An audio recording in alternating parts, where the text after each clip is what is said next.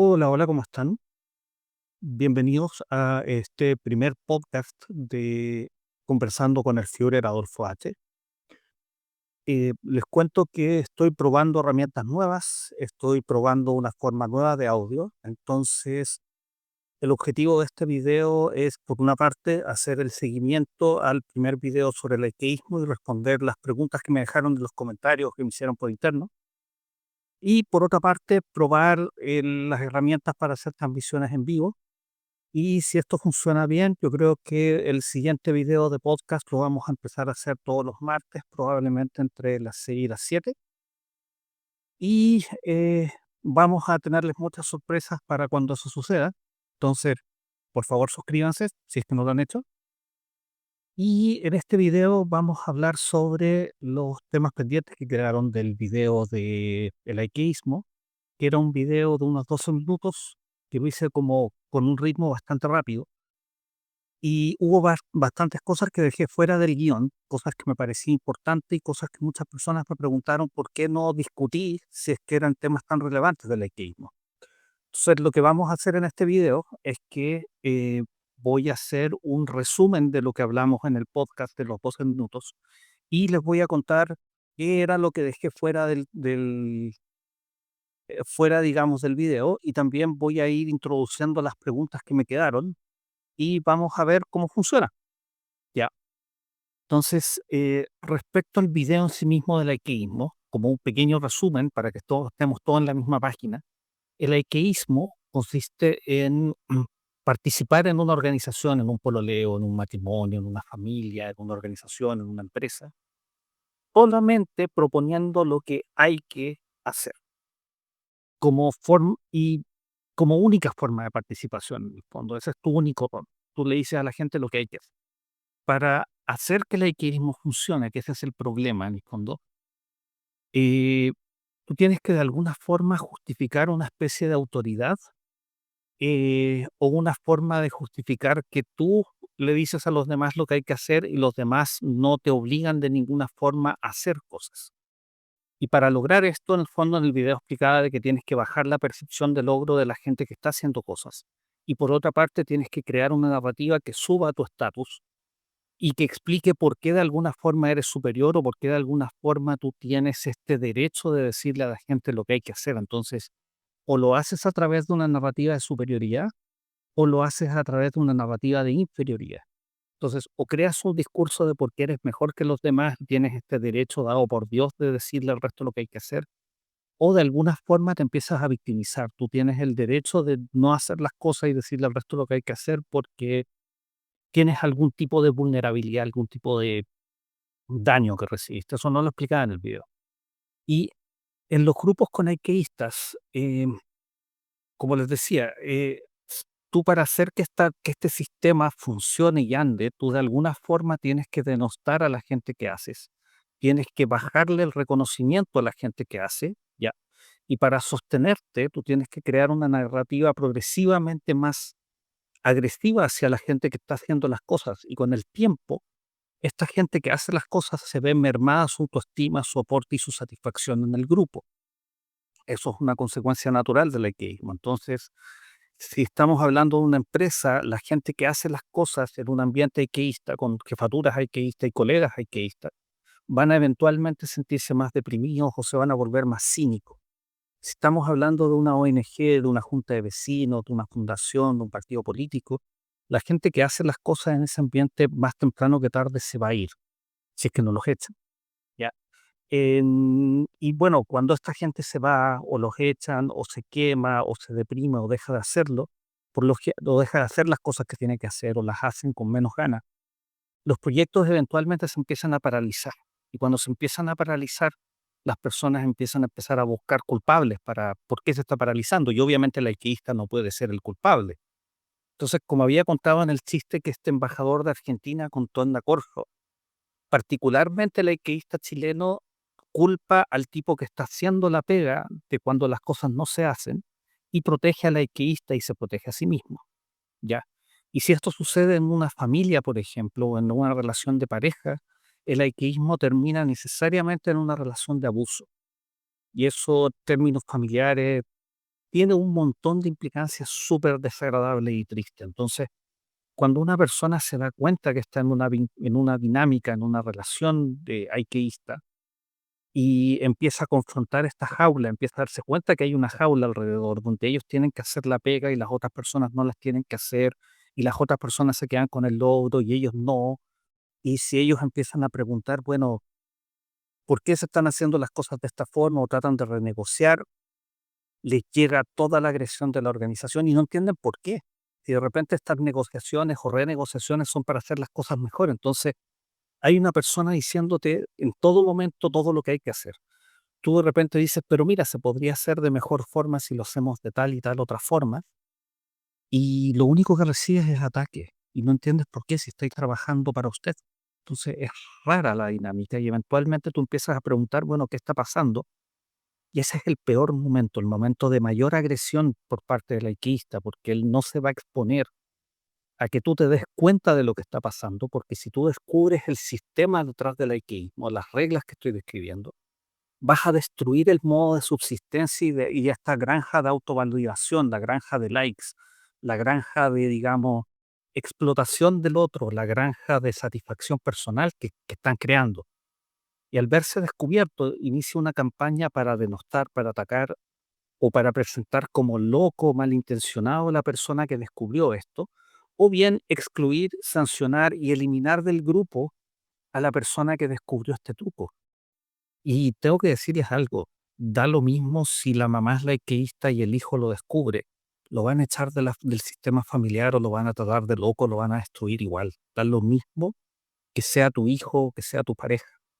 Mientras más avanzado el laiqueísmo, más es la presión para defender este sistema, que era algo que quería conversar en este video.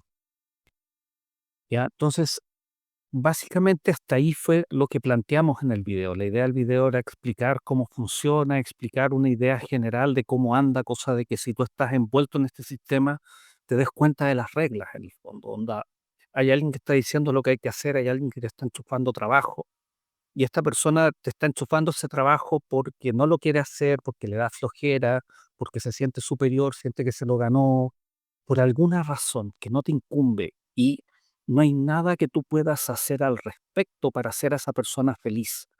Porque hacer a esa gente feliz implica empezar a renegociar, bueno, ¿qué es lo que tú realmente quieres? ¿Cómo te hago feliz? Y resulta que lo que ellos quieren no es que la pega funcione bien. Ellos no quieren lo que quiere la organización, ellos no quieren más productividad, no quieren más beneficios para los usuarios del programa en el que están. No quieren más felicidad en la pareja, no quieren que la familia progrese. Lo que ellos quieren tener es básicamente una muleta alrededor que sirva para sostenerlos a ellos. Ellos quieren un cuidador de la tercera edad, ellos quieren un esbirro, no quieren que la organización funcione, quieren alguien que los adule, quieren alguien que haga las cosas por ellos, quieren que nadie se dé cuenta de que no son capaces de hacer el trabajo. Esas son las cosas que quieren, quieren seguridad.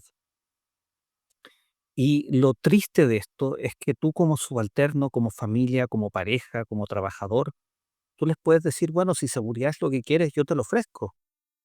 Pero la segunda cosa que quieren es que nadie se dé cuenta de que está esta jaula, porque nadie quiere ser estaiqueísta y nadie va a andar reconociendo públicamente que está haciendo esta cuestión que es tan perversa sobre el otro.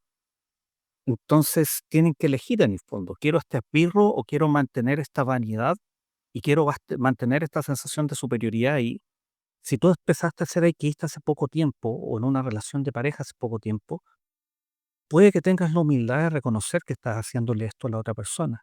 Pero si llevas 10, 20 o 30 años haciéndole esto a alguien, no vas a poder reconocerlo, vas a preferir destruir a la otra persona, eliminar a la otra persona de tu vida, o hacer que la gente crea que esta persona que descubrió el juego está loca, antes de reconocer todo lo que has estado injustamente endosándole a alguien. Porque cuando esto se hace, por ejemplo, en un sistema familiar, tú empiezas a moldear o a destruir a la gente, sobre todo a tus seres queridos, solamente para mantener este rol, solamente para flojear, solamente para ser consentido. Y cuando tú como activista te das cuenta de lo que estás haciendo, tienes que tomar una decisión, dejas de hacerlo o o te comprometes.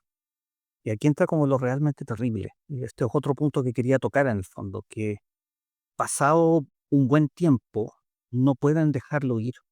Esta cuestión se apodera y hay una razón lógica de por qué esta cuestión se apodera. Porque con el tiempo, esto lo había explicado en el video, el IKEísta, al pasar tantos años, no solamente diciendo lo que hay que hacer, sino criticando a toda la gente que hace las cosas. Porque si tú los criticas y lo están haciendo mal, ellos tienen que esforzarse el doble y no se van a entretener preguntándose, bueno, ¿qué vas a hacer tú? Entonces, llevan años, décadas, perfeccionando el arte de encontrar que todo lo que el resto hace está mal y lo convierten en su habilidad. Entonces, imagínate que tienes un experto crítico dentro de tu cabeza y de un día a otro tú dices, bueno, estaré mal yo, señor, y decides empezar a tratar de hacer cosas. Pero tienes una forma violenta de crítica dentro de tu cabeza y cualquier cosa que tú vayas a hacer va a estar expuesta al nivel de violencia y crítica en el fondo. Onda, si tú encuentras malo todo lo que el resto de la gente hace o encuentras, no sé, pues que todo el mundo es malo, cuando tú te pongas a hacer cosas, tú te ves expuesto a esa enorme crítica. Y ya no puedes hacer cosas porque tienes terror de que la gente te juzgue con la violencia con la que tú juzgas a todo el resto.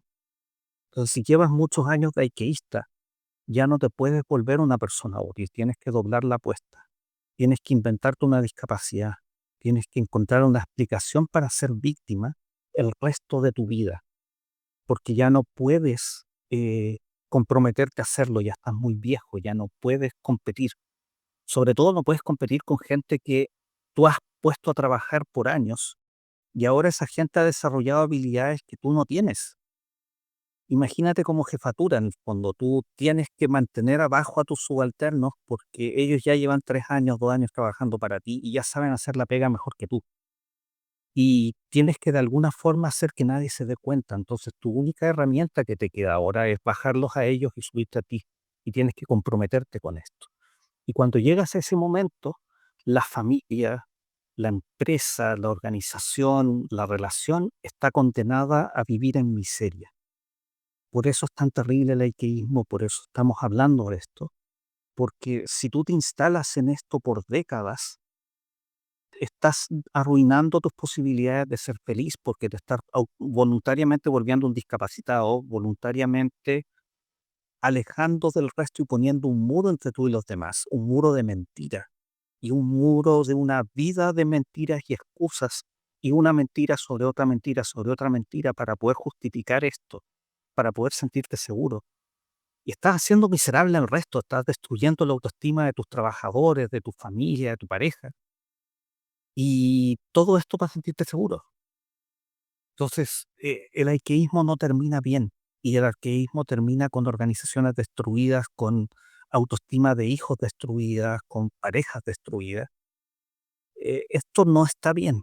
Por eso queríamos hablarlo. Entonces, esto era un poco lo que quería mencionar. También quería mencionar otro elemento, que es cómo funcionan los grupos. Porque para hacer toda esta estructura que yo les estaba contando, generalmente un equista no tiene la creatividad, no tiene la inteligencia y no tiene la capacidad de persuasión para poder crear toda esta maquinaria. Entonces, lo que les quería contar es que el aikiista nunca trabaja solo. El aikiista se busca o se crea otro aikiista. Por ejemplo, si tú eres una mamá o un papá aikiista y quieres entosarle el peso de la relación a tu pareja, tú vas a agarrar a uno de tus hijos y vas a hacer algo que los psicólogos llamamos triangular. Vas a tomar a tu hijo favorito y lo vas a entrenar para que él sea ikeísta y él te ayude a hacer que tu papá y tu otro hermano carguen con todo. Y tú lo entrenas y tú lo deformas para que sea ikeísta y tú lo castigas cada vez que él trata de convertirse en un hacedor y tú lo premias cada vez que él le enchufa trabajo a otra gente. Entonces, funcionalmente lo condenas a ser como una suerte de discapacitado funcional. Y hay jefaturas que hacen eso con alguien, con un subalterno querido. Hay papás que hacen eso con los hijos, ¿ya? Y en organizaciones en organizaciones sociales, se crean facciones en el fondo. Nosotros somos el grupo de los privilegiados que le decimos a todo el mundo lo que hay que hacer. Y nosotros identificamos a estas pocas gentes que hacen las cosas y tenemos una relación súper dura y difícil con esa gente, porque como grupo nosotros nos cohesionamos para ser los primeros en decir a todo el mundo lo que hay que hacer, los primeros en defendernos y los primeros en oprimir a esta gente que hace. Porque, ¿qué pasa? Esto no lo mencioné en el video. Que cada vez que el hacedor se pone a hacer algo, el alquimista necesita que el hacedor haga exactamente lo que el alquimista está proponiendo, que no modifique el proyecto. Los hacedores casi siempre van a modificar la propuesta del alquimista por un tema de viabilidad en el fondo. El alquimista por ejemplo, si un alquimista dice hay que ir a comprar a la tienda y no ha ido a comprar a la tienda en 10 años, la persona que sí va a la tienda va a decir cosas extrañas como sabes que ese producto está descontinuado o ya no vale o ya no lo venden ahí. Y el alquimista en realidad lo que quiere es mandar a la otra persona. Y no quiere que la persona se atreva a decir que no. No quiere que la persona cambie cosas como sabéis que te cambio esta bebida por esta otra, voy a ir a comprarlo a otro lugar. Entonces empiezan a agredirlos porque su problema no es la bebida o lo que sea que le están encargando que vayan a comprar. Su problema es tú no me puedes decir que no. Tú no puedes pensar por ti mismo, maldito infeliz. Tú tienes que hacer exactamente lo que yo te digo, porque si tú empiezas a pensar, el problema de pensar, el problema de modificar las cosas, es que le vas quitando el mérito al alqueísta, porque el alqueísta dijo lo que hay que hacer. Y cada vez que el hacedor empieza a modificar la idea, si el aporte vital del alqueísta es decir la idea, ¿qué pasa si el hacedor también empieza a ponerse con propuestas de ideas? Y las propuestas de ideas del hacedor que tiene experiencia en terreno son mejores que la tuya. ¿Qué pasa si tú dices, mira, hay que comprar esta bebida en una familia? Y el hacedor dice, ¿sabéis que hay una bebida más grande, más barata y más rica? Yo propongo que la vaya a comprar a este otro lugar. Chachazo. Porque no puedes superarme en esto de dar ideas. Tú no tienes que pensar. Y el tema es que los hacedores piensan mejor lo práctico que los alqueístas porque tienen experiencia de terreno. Entonces, el alqueísta va a tratar de que sus ideas pasen y se hagan exactamente como se hacen, porque cada modificación es mérito que está perdiendo el alqueísta. Entonces, si yo propongo, por ejemplo, hay que hacer un portón en una junta de vecinos, y todo el mundo me dice, sí, hay que hacer un portón, pero el hacedor empieza a decir, sabes que el portón es muy caro, yo propongo que hagamos solamente la puerta y la puerta la hagamos con un citófono. Es más barato, igual la gente va a poder entrar. Los que tienen auto, bueno, se tendrán que bajar y abrir, pero vamos a poder abrirle con citófono a toda la gente que pase, la gente que, no sé, pues viene a dejar cosas, la va a poder dejar en un correo que vamos a dejar ahí. Y si te empiezan a modificar la idea a la comunidad, tú entras en pánico, porque cuando la idea se ejecute, tú no vas a haber hecho ningún aporte porque tú diste una idea de este tamaño y la comunidad la agrandó y la perfeccionó y tu aporte ahora es mísero. Y cuando se haga este proyecto, tú vas a querer decir, esto pasó porque a mí se me ocurrió. Pero como la idea ya se diluyó tanto, tú no vas a estar en los créditos, porque ahora es la idea de 12 personas de la organización. Entonces, tu única opción para seguir en vigente es atacar todas las propuestas de todo el mundo y ser esa persona insufrible. Y tú no lo estás haciendo porque quieras boicotearlo, tú quieres relevancia, tú quieres ser importante, pero no te das cuenta cómo estás destruyendo la organización, la familia o la empresa, en el fondo, o estás impidiéndole a las cosas funcionar en definitiva. Y por esas razones, extrañamente, el alquimista no deja que otro proponga, no deja que el otro piense. ¿Ya? Y obviamente un hacedor que es profesional, por ejemplo, y que le pagan por pensar, va a ser realmente miserable en una organización donde no lo dejen pensar. Y los que hayan trabajado en el sector público, yo creo que deben estar teniendo estrés postraumático con lo que estoy diciendo, porque lo que estoy describiendo pasa mucho en el sector público. Sobre todo cuando tienes un profesional que tiene arriba una persona con un cargo político que no tiene experiencia práctica ni profesional tampoco, pero es un cargo de confianza, que tiene que darle órdenes a un cargo técnico. Eso es súper común en el sector público y en los municipios. Entonces esta persona quiere que el profesional haga su idea tal como la planteó, pero el profesional, su trabajo es hacer la bajada técnica, para eso le pagan. Entonces esas relaciones rara vez funcionan y son altamente disruptivas y por eso pasan y por eso no se pueden sanar, porque una persona quiere hacer la pega y la otra persona quiere ser importante. Son objetivos incompatibles. O sea, si alguien tiene la humildad de decirle, sabes que yo voy a promoverte en tu carrera, por ejemplo, y yo voy a ser el jinete y tú vas a ser el caballo, y si yo crezco, tú creces conmigo. En el sector público eso le llaman un jinete, un buen jinete. Pero los haikeístas en general no tienen la confianza para tener esa conversación con los profesionales, con los subalternos en el fondo, y quieren mantener esta imagen de superioridad, sobre todo si son más viejos. Entonces, preguntas que me habían hecho. Una pregunta muy buena que me hicieron, que me la hizo Jorge, si no me equivoco, es ¿en qué se parece o en qué se diferencia el narcisismo del haikeísmo? Y esta es una buenísima pregunta porque prácticamente todo lo que estoy describiendo del haikeísmo es una forma de narcisismo, pero hay una diferencia muy grande acá. El narcisismo es un rasgo de personalidad, el narcisismo es una forma de ser, es una decisión consciente a lo largo de muchos años de cómo tú eres y cómo tú ves el mundo. Es lo que tú eres al final del día. Entonces, el narcisista es una persona que se entiende a sí misma superior. Es una persona que tiene nula autocrítica. En el fondo, si alguien lo critica o si alguien encuentra que hizo algo malo, su ego es tan chiquitito que se rompe y explota y agrede a todo el mundo. Entonces, el narcisista tiene esta dualidad en el fondo de sentirse altamente superior, pero tener un ego muy frágil. Entonces, están siempre sobrecompensando, están siempre tratando de duplicar su tamaño porque no confían en el tamaño real que tienen. Y están siempre tratando de crear esta ilusión que no le permite a la gente ver de que son gente pequeña, o gente que se siente o se ve a sí misma como alguien pequeño, cosa que nunca van a reconocer en la vida. Entonces, el narcisista siempre está tratando de someter al resto, está tratando de superar al resto, está tratando de hacer más chico al resto, porque necesitan mantener esa fachada, o si no, la gente se va a dar cuenta de que no hay nada dentro, o de que no son tan importantes, o de que sangran. Entonces, una forma que ocupa el narcisista para crear todo esto es el ateísmo. Él no se va a atrever a hacer y exponerse a equivocarse. Entonces, él necesita que otros hagan y que otros se arriesguen y que otros se equivoquen para él mantener su imagen absolutamente invicta de perfecto, de persona que no se equivoca, porque si él crea un documento y el documento sale malo o el documento es criticado, él va a pasar a ser como el resto, una persona sujeta a crítica. Entonces ellos no pueden fabricar cosas. Ellos necesitan que los otros hagan y por eso el narcisista ocupa el ateísmo mucho. Entonces, ¿por qué el narcisismo, a pesar de que ocupa el ateísmo generalmente, no es lo mismo? El ateísmo pasa a ser un incentivo organizacional. Y esto es un tema bien delicado que quería conversar.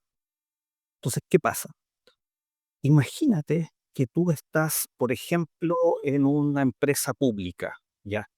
En lo que se llama comúnmente en un órgano de repartición. En otras palabras, un partido político, por ejemplo, en una repartición política en un nuevo gobierno se le asignó un servicio público y que ellos lo hagan funcionar. Y que ellos dispongan de los cargos, tanto los altos, los medios y los bajos. Como un premio, por ejemplo, por apoyar a que un presidente salga electo. Yo espero que ustedes no se sonrojen con lo que estoy diciendo. Esto pasa en todo el mundo y también sucede en Chile. Entonces, ¿qué pasa si tú tienes una organización así y entra a trabajar una persona que fue un miembro de campaña, por ejemplo? Entonces, esa persona entra a trabajar y siente que la organización le debe porque él o ella trabajó 1 o 2 años en una campaña y ahora recibió este premio que es este cargo, donde va a tener que seguir trabajando. Pero yo no debería trabajar tanto como el nuevo cabro que llegó recién y que va a recibir el mismo sueldo que recibo yo. Y él no estuvo 2 años haciendo campaña. Entonces, de alguna forma, yo necesito cobrarme esta, esta sensación de algo que se me debe. Entonces, tengo este incentivo institucional que va a ser defendido organizacionalmente porque el jefe, miembro del partido también, va a estar de acuerdo con que este funcionario político le enchufe más trabajo a su colega que llegó como profesional nomás, porque él tiene que sentir los beneficios de haber sido parte del equipo de campaña, por ejemplo. Entonces, en un órgano de repartición, el laiqueísmo se justifica organizacionalmente. Entonces, una persona que entra a esta organización puede no ser narcisista, pero aprende las reglas del laiqueísmo porque se tiene que hacer esto en el fondo. Yo tengo una justificación personal para decirle al otro lo que tiene que hacer y yo tengo esta sensación de que me tengo que cobrar algo. Y la forma para poder cobrarme esto es, necesito que este otro sepa que yo tengo más estatus que él, a pesar de que no lo tengo en la organización misma, pero tengo que inventarme una historia que tiene que ser una mentira. No le puedo decir, sabes que yo fui un miembro de campaña, si yo no trabajo y tú tienes que hacer todo. Eso no va a pasar, tengo que crearme otra historia. Y cuando esa otra persona empieza a hacer cosas valiosas y de mérito, yo necesito bajarle la iluminación al tipo, porque yo soy la persona premiada, no él. Él está ahí para hacer mi pega.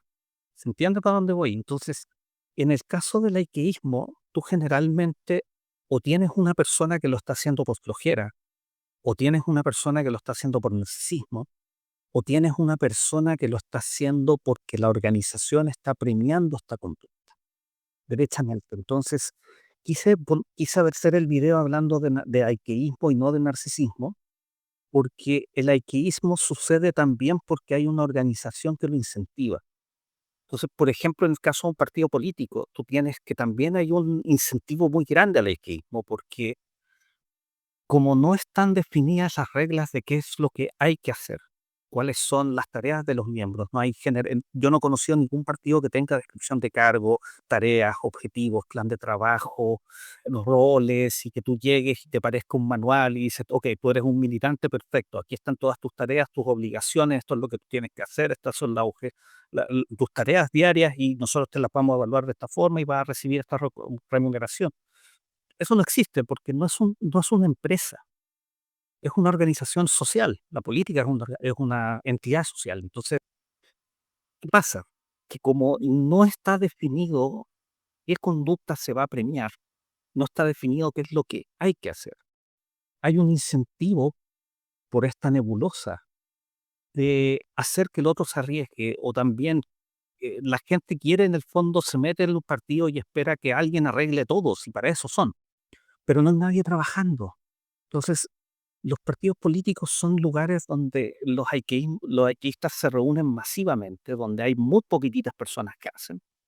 Son muy buenos para destruir a los hacedores, porque cuando tú tienes cientos o miles de haikeístas y tienes decenas o un puñado de personas que están haciendo, el nivel colectivo de violencia hacia las pocas personas que hacen es tan atroz que las personas se asoman muchas veces como hacedores y son expulsados inmediatamente porque les llueven críticas multilaterales y la gente se colude para acusarlos de las cosas más terribles que hay. Y, y también pasa de que el hacedor en un partido político es competencia injusta, porque imagínate que llega un profesional y que sabe hacer cosas y tú no tienes muy claro en qué puedes aportar. Tu única forma para ser relevante y el día de mañana tener un cargo o el día de mañana ser, no sé, tener un puesto, que no están definidos cómo se obtienen, es maleteando a la persona que claramente se lo podría ganar porque sabe lo que hay que hacer. Y esa idea da lo mismo que tú seas una persona ética y no la tengas. Habiendo miles de personas, alguno de ellos lo va a hacer y basta con que se coluda con 5 personas y ya van a inventarle algo terrible y van a echar a esa persona. Entonces, la gente que fabrica o que hace generalmente no cabe en una organización altamente desestructurada. Y aquí entramos al último punto de esto, que el haikeísmo florece en organizaciones muy específicas. Por ejemplo, organizaciones donde no hay objetivos, no hay metas, no hay tareas.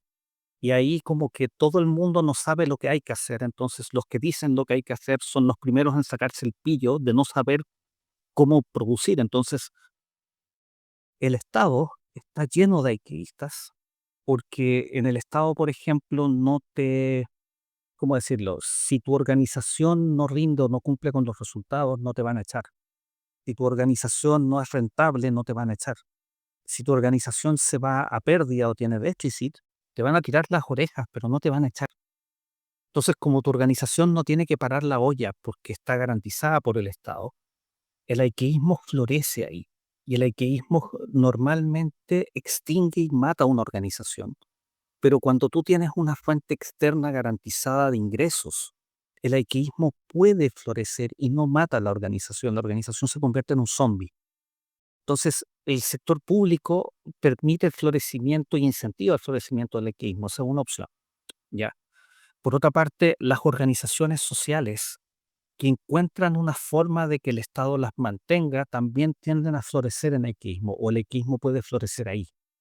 Entonces, ¿qué pasa cuando una organización empieza a tener un subsidio? Inicialmente está bien y funciona, pero con el tiempo, si ese subsidio está garantizado, el laiquismo puede florecer ahí.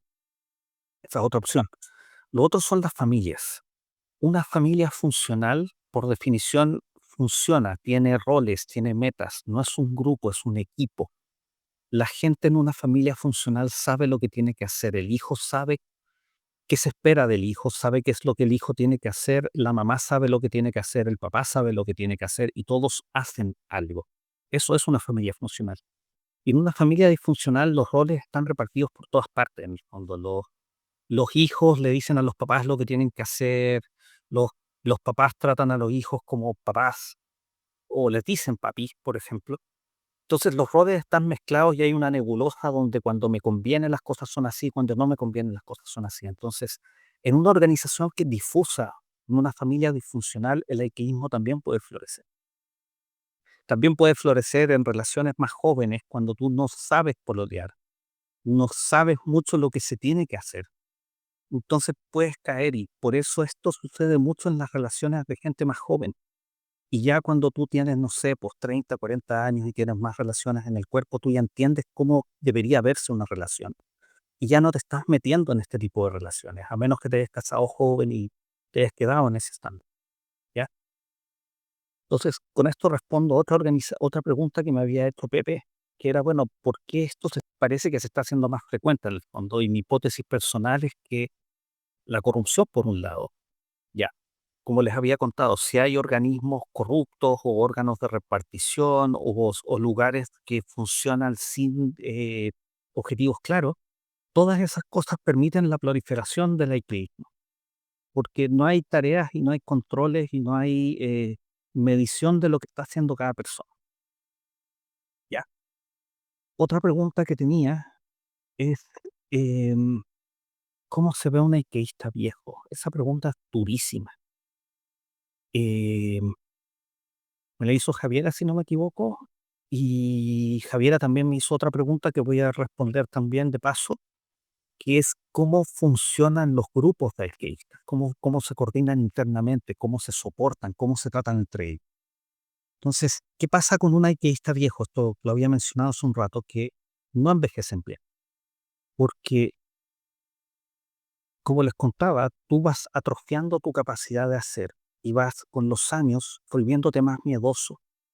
Porque este miedo de fracasar, este miedo de que la gente se dé cuenta de que tú no sabes hacer las cosas y has estado manteniéndote en este halo de superioridad moral, o este jefe que ha visto con los años cómo sus subalternos van aprendiendo a hacer la pega y ellos siempre delegan y enchufan trabajo, pero de un día a otro ya se organizan, ya son un equipo, ya saben hacer la pega y ya entre ellos emergió un líder natural, alguien que se hizo responsable de sus compañeros.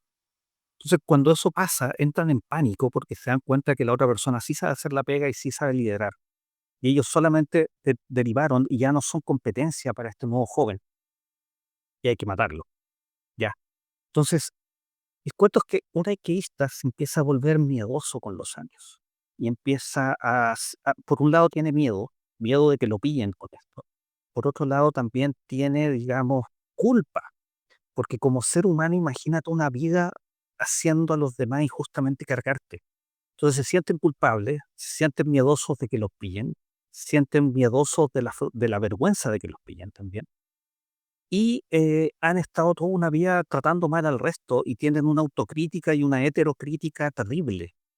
Entonces terminan súper mal, terminan empastillados, terminan llenos de angustia, terminan saltones, como siendo el tipo de persona que estalla por cosas chiquititas, porque son tantas las mentiras que tienen que ir manteniendo, son tantas las historias que tienen que estar constantemente justificando para mantener este frágil sistema social, que cualquier cuestionamiento a su historia que están vendiendo es agresiva. Entonces saltan y atacan a todo lo que se mueve cuando viejo y terminan terriblemente empastillados y dependientes de pastillas para dormir, para levantarse, para tranquilizarse, para motivarse, porque no pueden controlar sus emociones, porque perdieron esa habilidad, perdieron la habilidad del logro. Y eso es terrible para un viejo. Y es terrible para una pareja para envejecer. Entonces, el alqueísta termina al final emocionalmente discapacitado. Y muchos alqueístas terminan optando por este camino del enfermo postrado, el camino de crear una historia que justifique eternamente que ellos son una víctima que necesita ser cuidada y por eso hay que hacerle las cosas. Entonces muchos de ellos terminan optando por inventarse una discapacidad, inventarse un problema, que algunas veces termina siendo verdadero y otras no. Y lo terrible de que esto es que obviamente va a ser flojo para revisar los síntomas, entonces los síntomas de esta enfermedad cambian semana a semana para ajustarse al libreto de la semana. Entonces yo tengo, no sé, po, una jaqueca y esa jaqueca es terrible. ¿Y qué te la gatilla? La luz. Ah, perfecto, apagamos todas las luces. Y después anda tropezando y no me gusta la oscuridad.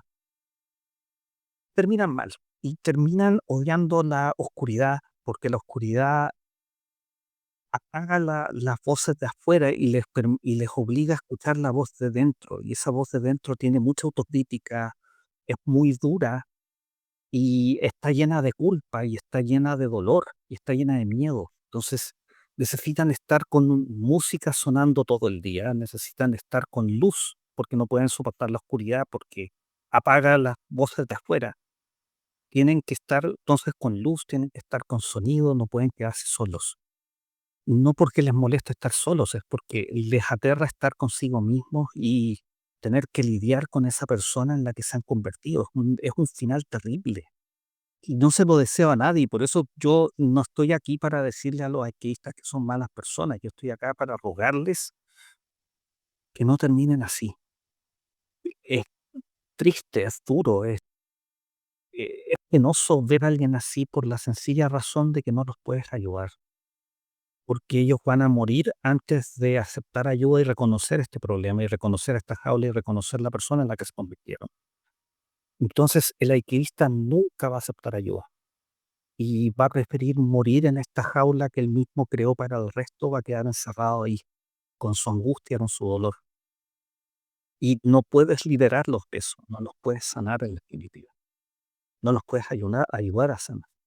Y por eso yo quería hacer esta serie de videos, en el fondo. Si ustedes son jóvenes y esto les está sonando como una práctica, yo los invito a que exploren en el fondo abrirse a la vergüenza, abrirse al equivocarse, abrirse a confiar en los demás, porque esta es una jaula terrible para vivir solo, es una cárcel hecha por ti mismo, muy pequeña para guardar un alma.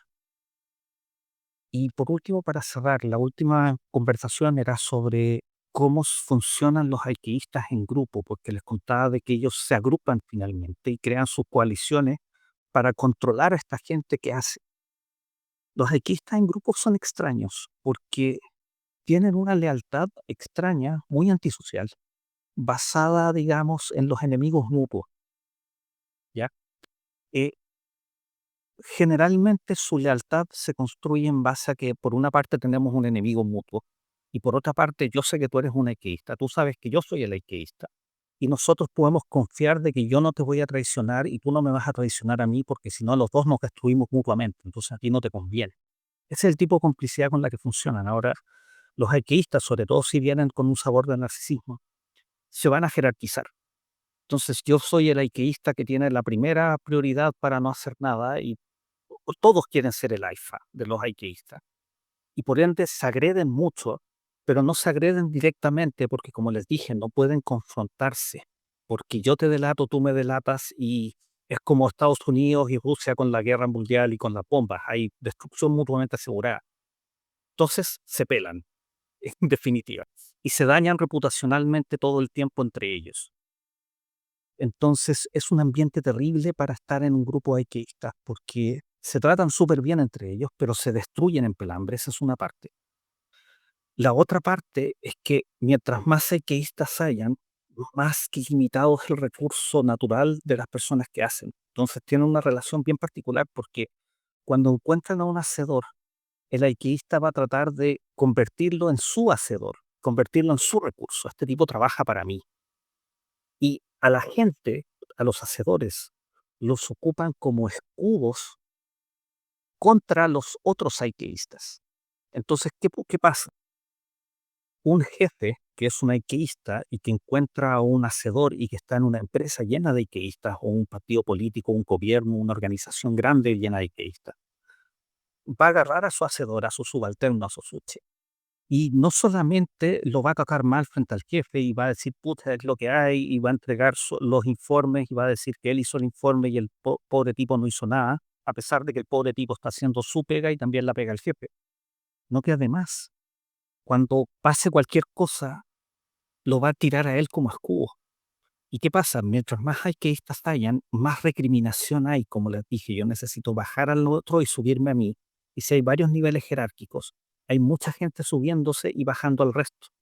Entonces, ¿cómo tú evitas que te bajen y te agredan a ti? Tú siempre tiras a tus subalternos como escudo para protegerte.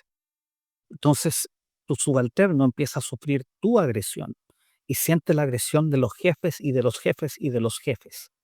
Entonces, lo terrible de este tipo de organizaciones es que, habiendo tanta capa de IKista, hay tantos niveles de violencia y los pocos operativos que hay se queman porque reciben ataques constantes multilaterales, en el fondo. Y mientras más purgas de gente hacedora haya en la organización, eventualmente tú llegas a la figura de las 9 personas en un remo de 10, donde 9 están diciendo lo que hay que hacer y una sola está remando. Y llega a ser así de terrible. Tú tienes organizaciones donde el 10% de la gente hace toda la regla. Y finalmente han habido tantas purgas que como que el grupo se estabiliza y como que llegan a la conclusión de que ese 10% lo vamos a atacar y lo vamos a destruir, pero de alguna forma hay que encontrar un suministro fresco de gente y de víctimas, porque ese 10%, una vez que se madura este sistema, los queman como ampolletas, los queman rápidamente. Entonces, los grupos altamente ikkeístas terminan presionando mucho porque hayan una amplia fuente de ingreso, una amplia, eh, digamos, reclutamiento. Ellos tratan siempre de presionar a que llegue esta gente, esta sangre nueva, que dura poco. Y eso pasa a ser, digamos, un tema. No se preocupan en cuidar a esta gente, se preocupan más que nada en encontrar una forma rápida de reemplazarlos. Y en eso termina. Y cualquier persona que trabaje en el sector público, yo creo que debe haber vivido en carne propia todo este ciclo. Y lo lamento. Bueno, eso es todo lo que tengo por hoy. Como les contaba, este video está grabado. Si me quieren dejar más preguntas, yo creo que podría hacer un segundo podcast con público en vivo. Creo que voy a dejar para los martes en la tarde, o entre las 6 y las 7, voy a dejar el podcast para responder preguntas. Y eso ha sido todo por hoy. Soy Adolfo H., su tutor, y ha sido un agrado conversar con ustedes. Hasta la próxima y que tengan una increíble semana.